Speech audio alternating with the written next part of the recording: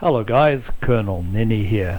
The point of you watching these videos is so that this will not happen to you. I'll bet this pilot is thinking, damn and blast, I wish I'd paid more attention in Colonel Ninny's ground school course. Hopefully you've already watched lessons 1, 2 and 3. And so overall we looked at aerodromes and aerodrome procedures, we looked at the approach and the landing, and the most important thing was the speed control, one of the benefits of which is a good landing. In lesson 4 we'll look at how small pitch changes make a big difference in your RPM. And we'll learn how to use the power to maintain our altitude close to the ground. With its gun sights level with the horizon, we are in level flight in the fells. Let's look at the RPM gauge. It's steady at 1400. Without touching the power at all, by raising the nose we create a little bit more drag and the engine has to work harder, so the RPM drops slightly. But as we lower the nose, you'll see it starts to pick up all by itself. It rapidly approaches its 1600 RPM max. Notice the attitude of the aircraft. There's very little change from level to nose down where you're going to overspeed the engine and damage it.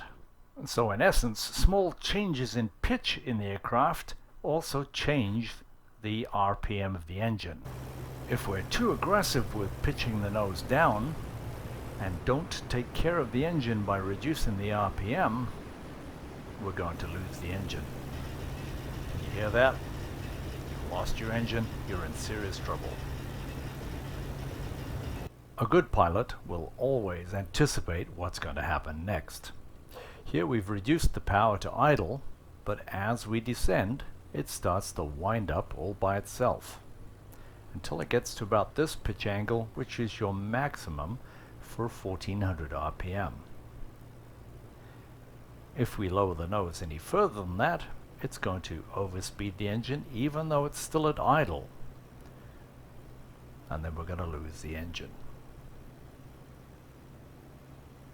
Nothing we can do about it except adjust the pitch, bring the nose up, and there she goes. It's not complex engine management, it's simple engine management, but you have to do it. Let's do the same thing now with Baron von Richthofen's DR1. We reduce the power to idle, we put the nose down,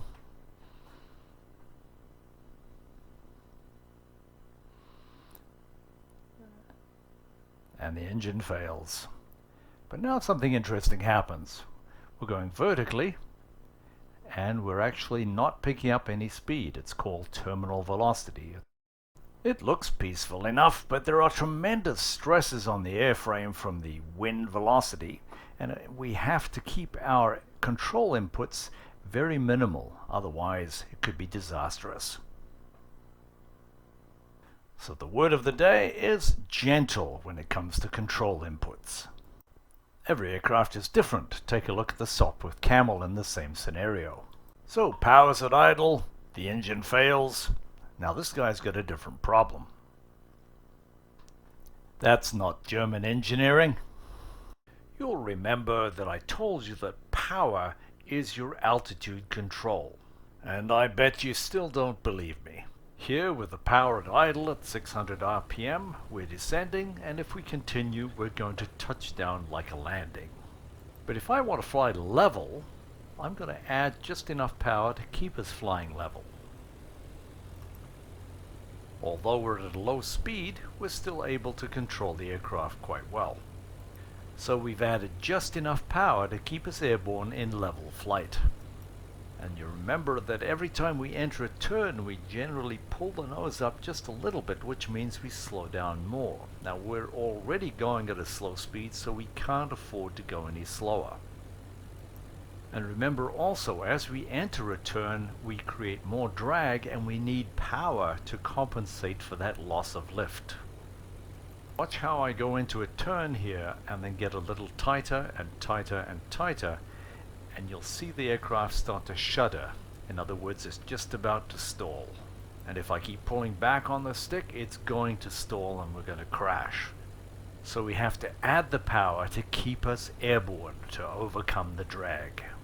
And the tighter the radius, the slower I'm going, the more lift I'm losing, so I have to end up using full power just to maintain level flight.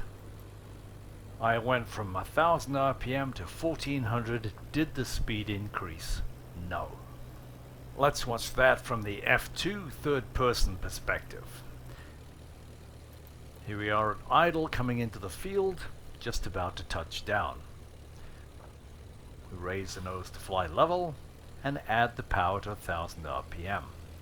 And even though we have no airspeed indicator, with the nose level, the airspeed will remain constant, irregardless of the power setting.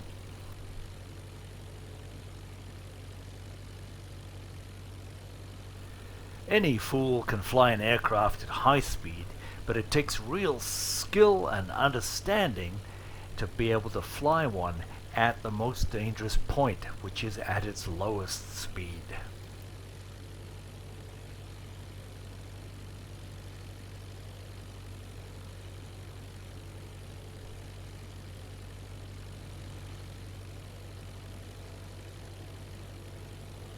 Then as we roll into a sustained turn, we raise the nose slightly, speed comes back. To maintain that altitude and airspeed, we need to increase the power. As we tighten up the turn, increase the angle of bank, we have to keep doing that until we've got full power on. At that point, if we go any steeper with the angle of bank, we're not going to be able to maintain altitude. So we've just proven that the power is what keeps you airborne. So there's a natural tendency to overbank the aircraft, because the inside wing is going slower and produces less lift than the outside wing, which is traveling faster. Aerodynamics can get quite complicated. So by now you should be feeling pretty confident about being able to control your airspeed and your altitude by using the attitude and the power to create the performance you want. And you should feel quite proud that you've been able to do this without referencing either an airspeed indicator, an altimeter, or an artificial horizon. You're flying by outside references only and the feeling of the aircraft. It's called flying by the seat of your pants.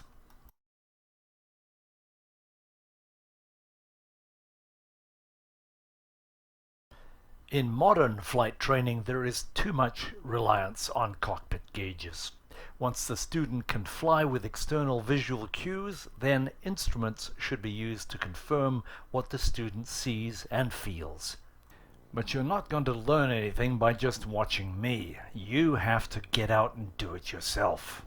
Go and practice, and then go to the next lesson. In lesson number 5, we will cover some more slow flight, stalls, and spin recoveries. If you've enjoyed this video and get some value out of it, please leave a comment and subscribe and like and all those usual things.